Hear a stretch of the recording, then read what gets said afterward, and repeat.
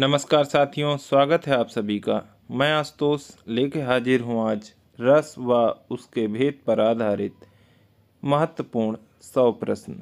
साथियों, ये आपकी तैयारी में बहुत ही बेहतरीन साबित होंगे और रस से संबंधित सारे प्रश्न आपको इसी में से मिल जाएंगे। टीजीटी पीजीटी में या कोई भी आप पेपर देने जाते हैं तो वहाँ रस व उसके भेद से संबंधित जो प्रश्न पूछे जाएंगे वो आपको इन्हीं 100 के इर्द गिर्द मिल जाएंगे। हो सकता है यही प्रश्न मिल जाए, ऐसी मेरी आशा है। आज शुरू करते हैं। पहला प्रश्न, किस भाव की परिपक्व अवस्था को रस कहा जाता है? किस भाव की परिपक्व अवस्था को रस कहा जाता है? संचारी भाव, अनुभाव, स्थायी भाव, विभाव। तो किसी भाव की परिपक्व अवस्था को स्थायी भाव कहा जाता है। सी विकल्प सही है। अमर्ष क्या है? अमर्ष क्या है? दूसरा प्रश्न है, अमर्ष क्या है? तो ये एक संचारी भाव है। भरत मुनि ने भावों की संख्या 49 बताई है, उन्हीं में से है एक। डी विकल्प सही है। भरत मुनि ने 8 रस, 8 सात्विक भाव, 33 संचारी भाव बताए हैं, उन्हीं में से ये एक है। अमर्ष का अर्थ होता है क्रोध या तिरस्कार। क्रोध या तिरस्कार, जैसे किसी का तिरस्कार कर दें, छोड़ दें उसे, तो अमर्ष के अंतर्गत आता है वो। यह एक संचारी भाव है। तीसरा प्रश्न है, जब पहुँची चपला बीच धार, जब पहुँची चपला बीच धार, छिप गया चांदनी का कगार, दो बाहों के दूरस्थ तीर, धारा का कृश कोमल शरीर, आलिंगन करने को अधीर। इस पंक्ति में कौन सा रस निहित है? तो बात चाहे जिसकी हो रही हो, आलिंगन करने को अधीर, दो बाहों के दूरस्थ तीर, तो आप समझ गए होंगे संयोग श्रृंगार रस है। इसमें कवि कहना चाहता है कि नाव जब गंगा के मध्य धार में पहुंचती है तो वहां से चंद्रमा की चांदनी में चमकते हुए रेतीले तट स्पष्ट दिखाई नहीं देते। कवि को दूर से दिखते दोनों किनारे ऐसे प्रतीत होते हैं जैसे वे व्याकुल होकर गंगा की धारा रूपी नायिका के पतले कोमल शरीर का आलिंगन करना चाहते हों। जब पहुँची चपला बीच धार, छिप गया चांदनी का कगार, दो बाहों के दूरस्थ तीर, धारा का कृश कोमल शरीर, आलिंगन करने को अधीर, संयोग श्रृंगार रस है। अगला प्रश्न है,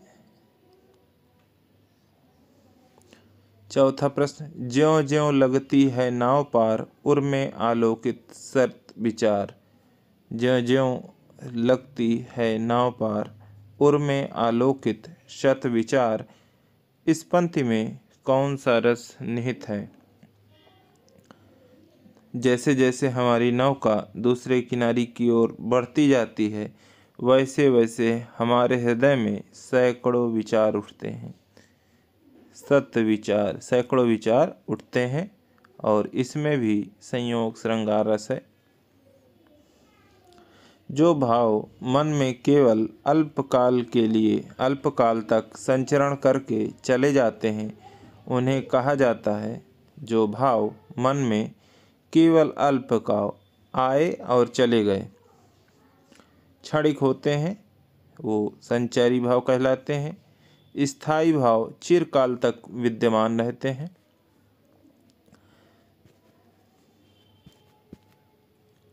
आँखियाँ हरि दर्शन की भूखी, आँखियाँ हरि दर्शन की भूखी, कैसे रहें रूप रस रांची, ए बतिया सुन रूखी।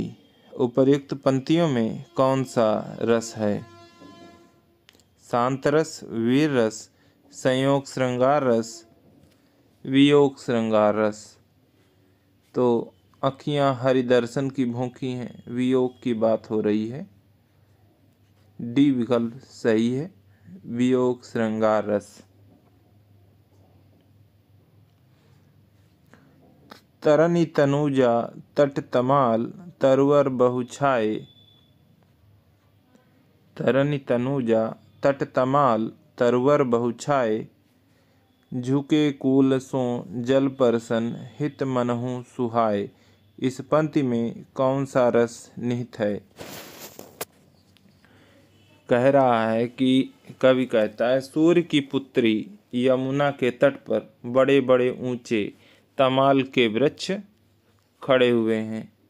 यह सारे वृक्ष झुक झुक कर यमुना के जल को स्पर्श करने की चेष्टा कर रहे हैं।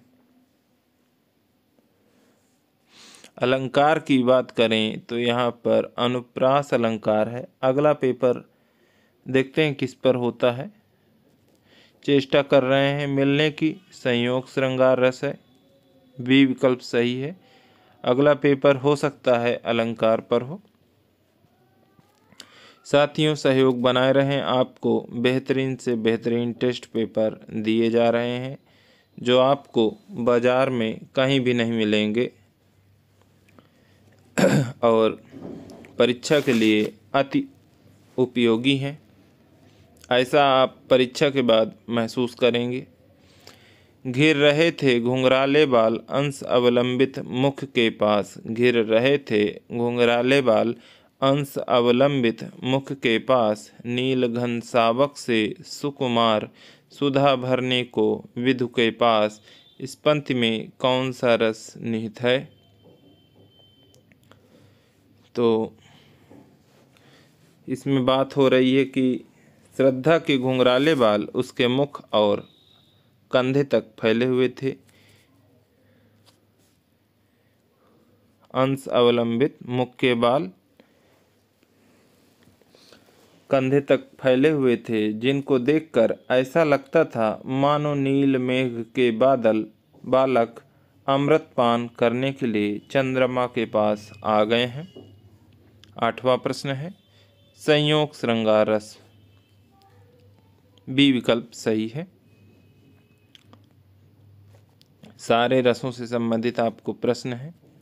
एक और अजगरहि लख, एक और अजगरहि लख, एक और मृगराय, विकल बटोही बीच ही पर्यो मूर्छा खाए। एक और अजगर है, एक और शेर है, विकल बटोही बीच ही पर्यो मूर्छा खाए, बीच में मूर्छा खा गया। भयानक रस है,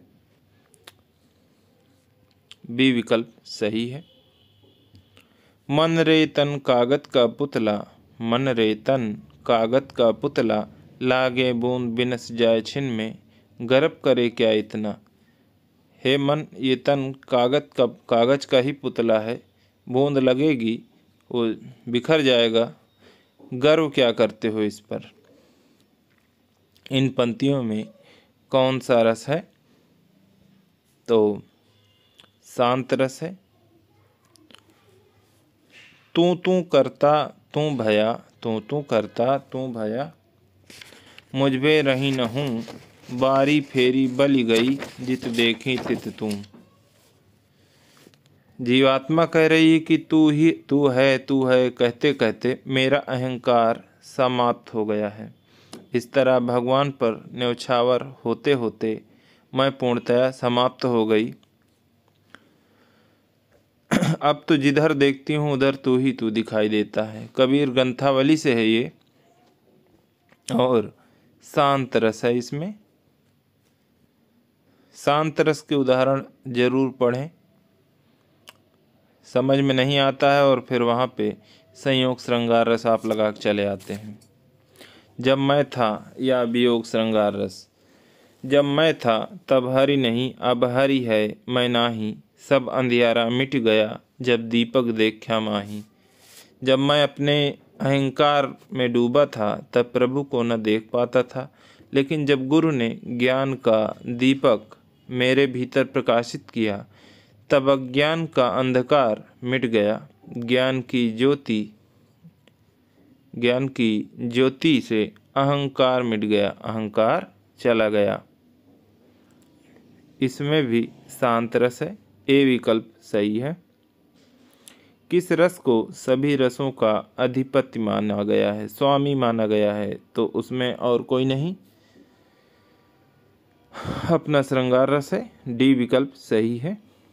सभी रसों का स्वामी रसराज कहा जाता है। 14वां प्रश्न है, भरत के रस सूत्र में निम्नलिखित में से किसका उल्लेख नहीं है? विभावानुभाव, व्यभिचारी, संयोगाद्रस, निष्पत्ति। तो विभाव, अनुभाव, व्यभिचारी भाव सभी हैं। स्थायी भाव की बात उन्होंने नहीं की। व्यभिचारी का मतलब होता है संचारी भाव। 33 बताई है संख्या संचारी भावों की, और स्थायी भाव की बात भरत मुनि ने नहीं की है। अगला प्रश्न है, जहाँ तहाँ मज्जा मांस रुधिर, जहाँ तहाँ मज्जा मांस रुधिर, लखी परत बगारे, जित जित छठ के हाड़, सेत कहूँ रत्नारे। तो अगर कहीं मांस रुधिर मवाद इन सब चीज़ों की जो मतलब ऐसे हों कि देख के घिन आ जाए, वहाँ पर बीभत्स रस होता है, घृणा का भाव उत्पन्न हो। मुझे फूल मत मारो, मैं अबला बाला वियोगनी, कुछ तो दया विचारो। 16वां प्रश्न है, मुझे फूल मत मारो, मैं अबला बाला वियोगनी, कुछ तो दया विचारो। इस पंक्ति में कौन सा रस निहित है? तो अबला है, बाला है, वियोगनी है। अबला बाला है, वियोगनी है, तो वियोग की दशा है, वियोग श्रृंगार रस है। हाय सब मिथ्या बात, आज तो सौरभ का मधुमास, शिशिर में भरता सोनी सांस। इसमें कौन सा रस निहित है? भयानक, वियोग श्रृंगार रस, वात्सल्य रस, वीर रस। जीवन में सुख दुख कठिनाई को इन बातों से व्यक्त किया गया है, और भयानक रस यहाँ पर है कि सब कुछ मिथ्या है। हाय सब मिथ्या बात, आज तो सौरभ का मधुमास, शिशिर में भरता सोनी सांस। केशव कही न जाए, 18वां प्रश्न है, केशव कही न जाए का कहिए। केशव कही न जाए का कहिए, देखत तब रचना विचित्र, अति समुझ मन ही मन रहिए। उक्त पंक्तियों में है करुण रस, भक्ति रस, शांत रस, अद्भुत रस।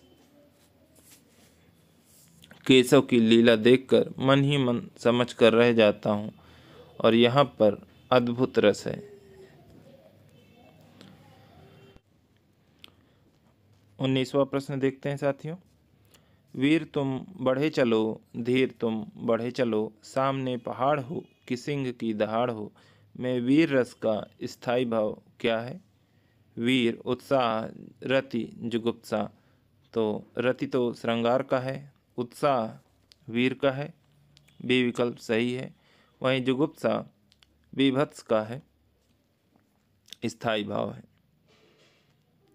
20वां प्रश्न है, निम्नांकित पंक्तियों में कौन सा रस है? सुनत लखन के बचन कठोरा, परसु सुधारी धरेऊ कर घोरा, अब जानि देव दोष मोहि लागू, कटुआदि बालक वध जोगू। तो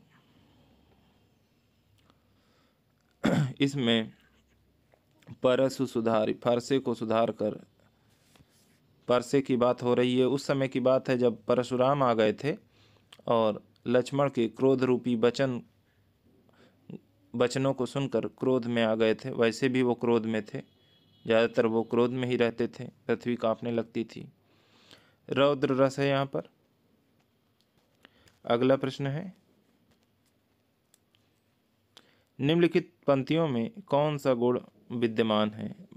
बसो मोरे नैनन में नंदलाल, बसो मोरे नैनन में नंदलाल, मोहनी मूरत सांवरी सूरत, नैना बने विशाल। प्रसाद गुण, शांत गुण, ओज गुण, माधुर्य गुण। तो यहाँ पर माधुर्य गुण है। बसो मेरे नैनन में नंदलाल, इसका अर्थ है मिठास या मधुर गुण का मतलब क्या होता है कि मिठास या मधुरता। माधुर्य का अर्थ है मिठास या मधुरता। यह गुण किसी भी काव्य गीत या रचना में जब प्रेम सौंदर्य और आनंद का अनुभव कराता है तब उसे माधुर्य गुण कहते हैं। जैसे ये उदाहरण है, बसो मेरे नैनन में नंदलाल। प्रसाद गुण बहुत पूछा जाता है। जिस काव्य को सुनकर या पढ़कर हृदय प्रभावित हो, बुद्धि में निर्मलता आए, मन में पवित्रता का भाव हो, वे जैसे भक्ति वाली पंक्तियाँ होती हैं। प्रभु जी तुम चंदन हम पानी, श्रोता के चित्त पर तुरंत चढ़ते हैं। प्रसाद गुण।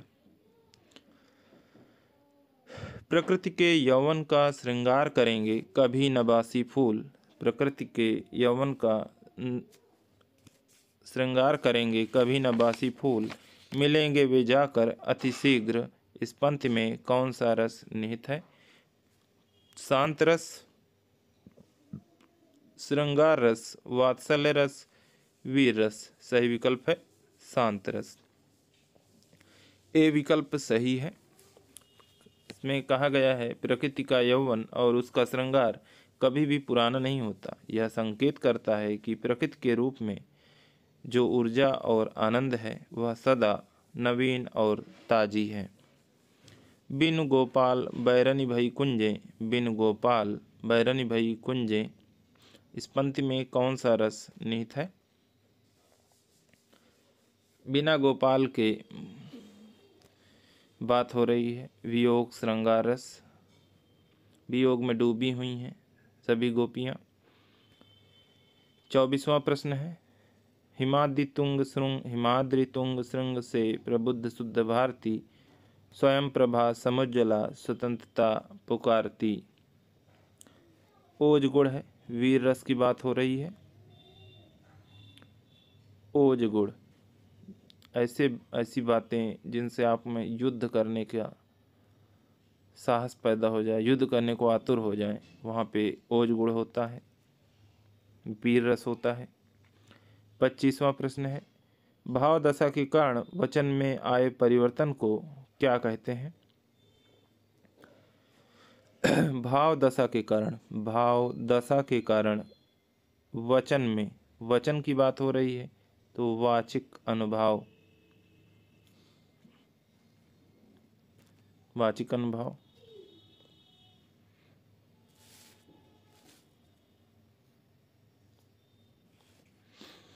अगला प्रश्न है, किस रस में सभी संचारी भावों को आत्मसात करने का सामर्थ्य होता है? किस रस में सभी संचारी भावों को आत्मसात करने का सामर्थ्य होता है?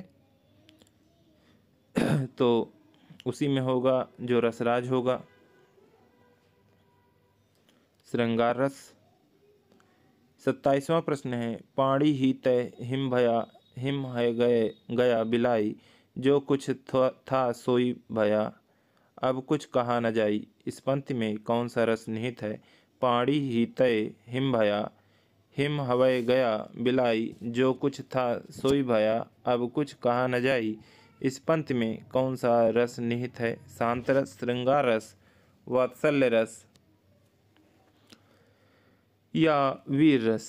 तो यहाँ पर शांत रस है। ए विकल्प सही है। तवस्सी क्यों इतने हो क्लांत, वेदना का यह कैसा वेग, आह तुम कितने अधिक हताश, बताओ यह कैसा उद्वेग। इस पंक्ति में कौन सा रस है? तो इसमें सही विकल्प है शांत रस। यहाँ भी शांत रस है। साहित्य में रस का अर्थ होता है, साहित्य में रस का अर्थ होता है साहित्य की मिठास। अगला विकल्प है किसी रस का आनंद, किसी फल का स्वाद, साहित्य से मिलने वाली आनंदानुभूति। तो प्रश्न क्या था? साहित्य में रस का अर्थ होता है साहित्य से मिलने वाली आनंदानुभूति। डी विकल्प सही है। तीसवां प्रश्न है रसौ वै सः। रसौ वै सः रस से संबंधित इस कथन का उल्लेख इनमें से किस ग्रंथ में हुआ है? रसौ वै सः रस से संबंधित इस कथन का उल्लेख निम्न में से किस ग्रंथ में हुआ है?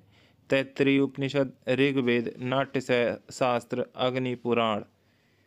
तो तैत्तिरीय उपनिषद में रसौ वै सः कथन का उल्लेख हुआ है।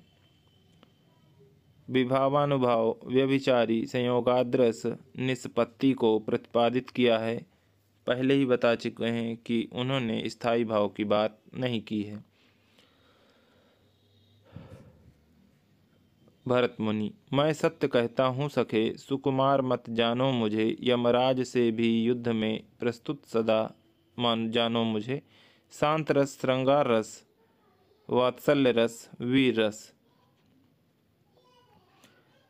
युद्ध के लिए एकदम आतुर पड़ा हुआ है, वीर रस। डी विकल्प सही है। सतगुरु की महिमा अनंत। सतगुरु की महिमा अनंत, अनंत किया उपकार, लोचन अनंत उघाड़िया, अनंत दिखावण हार। शांत रस, श्रृंगार रस, वात्सल्य रस, वीर रस। तो सतगुरु की महिमा की बात कर रहे हैं, शांत रस है। निम्नलिखित में से किस विकल्प में स्थायी भाव दिए गए हैं? स्थायी भाव की बात हो रही है कि किस विकल्प में स्थायी भाव दिए गए हैं। तो स्थायी भाव क्या है? निर्वेद है, श्रृंगार, वीर, ये सब तो रस हैं। अद्भुत, शांति, ये सभी रस हैं। लेकिन रति, शोक, उत्साह, भय, ये सभी स्थायी भाव हैं। बी विकल्प सही है।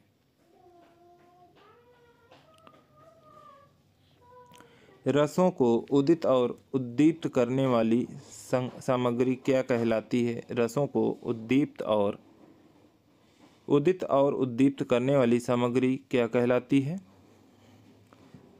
स्थायी भाव, विभाव, संचारी भाव, अनुभाव। तो कारण की बात हो रही कि विभाव का मतलब होता है कारण, जिसके कारण रस उद्दीप्त होते हैं।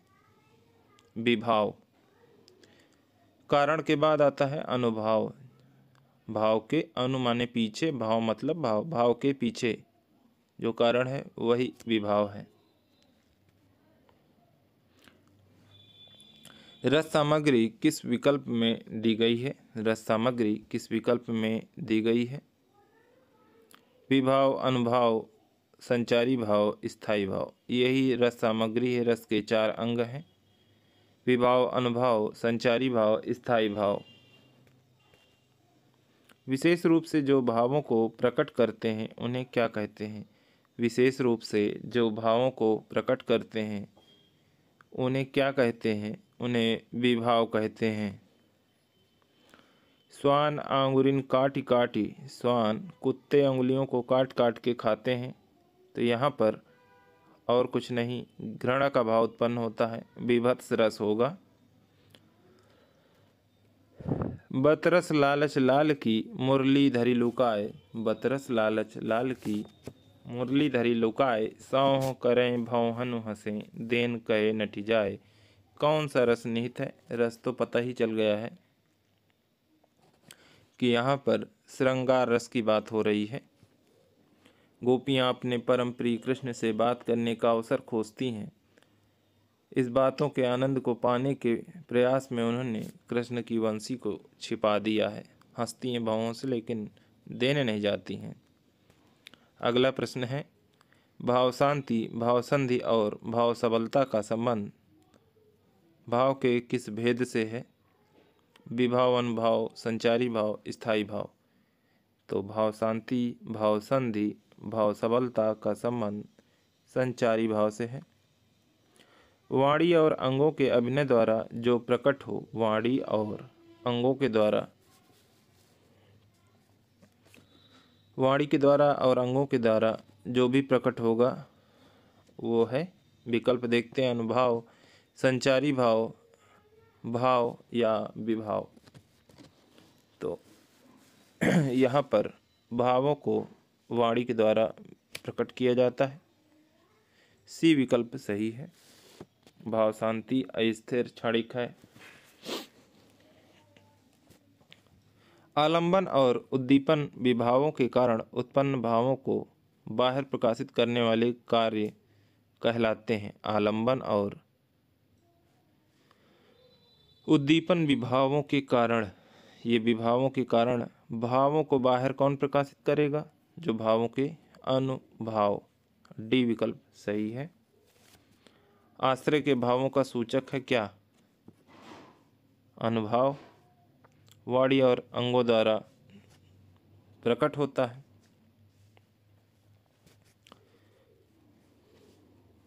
बाहर प्रकाशित करने वाले कार्य कहलाते हैं अनुभाव। 43वां प्रश्न है, सुर नर असुर गंधर्व किन्नर, सुर नर असुर गंधर्व किन्नर आदि कोई भी कहीं कल शाम तक मुझसे जयद्रथ को बचा सकता नहीं। इन पंक्तियों में कौन सा रस है? रौद्र रस, बीभत्स रस, शांत रस या वीर रस? क्रोध की बात हो रही है, क्रोध है तो रौद्र रस है। 44वां प्रश्न है, देख रूप लोचन ललचाने, हर्षे जनु निज निधि पहचाने। रौद्र रस, देख रूप लोचन ललचाने, हर्षे जनु निज निधि पहचाने, अर्थात श्रृंगार रस की बात हो रही है। यहाँ पर आंखों में लालच आ गया।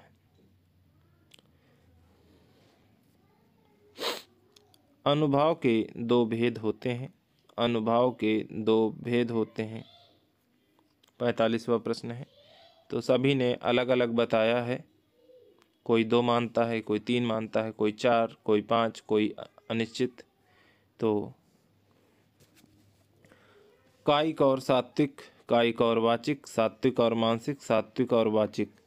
सही विकल्प है जो अनुभाव के दो भेद हरदेव बाहरी ने बताए हैं। तो कायिक और सात्विक है हरदेव बाहरी। हरदेव बाहरी लिख लीजिएगा आप, मैं बोल रहा हूँ। हरदेव बाहरी कायिक और सात्विक। हरदेव के नाम में दा आता है। इन्होंने 2 भेद बताए हैं। भरत मुनि ने 3 बताए हैं। भरत के नाम में ता आता है। 3 वाचिक, आंगिक, सात्विक। भानुदत्त ने 4 बताया है, कायिक, मानसिक, आहार्य, सात्विक। रामदहिन मिश्र 5 मानते हैं। भगीरथ मिश्र अनिश्चित मानते हैं। सामान्यतः 4 ही होते हैं, जिनमें कायिक, वाचिक, सात्विक और आहार्य एक होता है। आहार्य, आहार्य का मतलब होता है बनावटी वेशभूषा। आचार्य देव ने किस भाव को 34वां संचारी भाव कहा है? तो उन्होंने छल को माना है। छल को आचार्य देव ने 34वां संचारी भाव माना है। 47वां प्रश्न है, राम को रूप निहारति जानकी, कंकन के नग की परछाई। उपर्युक्त पंक्ति में कौन सा रस है? राम के रूप को सीता जी देख रही हैं, कंगन के नग में जो उनकी परछाई दिख रही है। अब पत्नी, प्रेमिका या पत्नी पति को देखेगी तो वहाँ पर और कोई नहीं, सिर्फ श्रृंगार रस ही होगा। देख सुदामा की दीन दशा, देख सुदामा की दीन दशा, करुणा करके करुणा निधि रोए में कौन सा रस है? अब रो रहे हैं तो वहाँ पे करुण रस ही होगा। डी विकल्प सही है। नेकु कहीं बैननी अनेक कहीं नैननि सौ, रही सही सोऊ कहीं दीनों हिचकीन सौ। इन पंक्तियों में कौन सा रस है? वीर रस, संयोग श्रृंगार रस, करुण रस या वियोग श्रृंगार। 49वां प्रश्न है, तो इसका अर्थ है कि कुछ लोग बुराई करते हैं, कई लोग आँखों से ही प्रेम करते हैं, लेकिन जो सही बात है वह हिचकिचाहट के साथ ही कही जाती है। आदमी जब सही बात कहेगा तो वह हिचकिचाहट के साथ ही करेगा। और यहाँ पर प्रेम का वियोग में डूबी हुई है। मेरे तो गिरधर गोपाल दूसरों न कोई, जाके सिर मोर मुकुट। मोर का मतलब मेरा नहीं, मोर से है, मयूर से है, मुकुट मेरो पति सोई। उपर्युक्त पंक्तियों में कौन सा रस है? तो श्रृंगार रस है, पति बना रही हैं। किस रस का संचारी उद्दीपन विभाव, बादल की घटनाएं, कोयल का बोलना, बसंत ऋतु आदि होते हैं? श्रृंगार, वात्सल्य, अद्भुत, शांत।